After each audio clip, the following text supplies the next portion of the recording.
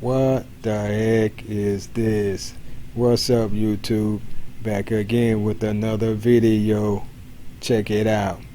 I will be signing a full and complete pardon for Susan B. Anthony.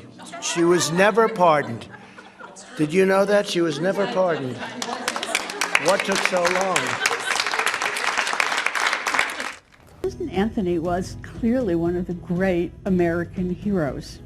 One of the things that's interesting is that people associate her only with the women's rights struggle, but she actually spent probably most of her life as an abolitionist fighting against slavery, which she was involved in from the 1830s all the way up to the Civil War.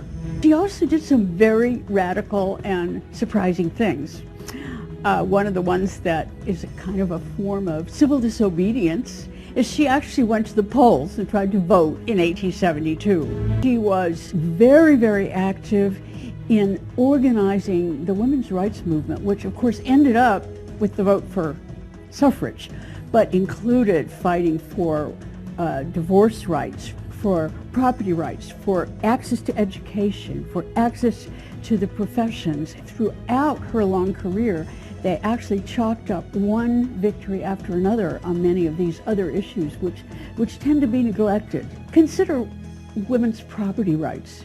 The law in just about every state in the country was that when a woman married, everything she owned except for her personal property, meaning jewelry and clothing, everything else belonged to her husband. Another example is the issue of child custody. In the law, children belonged to their father almost as property. And that meant, for example, that if a couple separated, if a woman wanted to leave an abusive man, she would lose her children.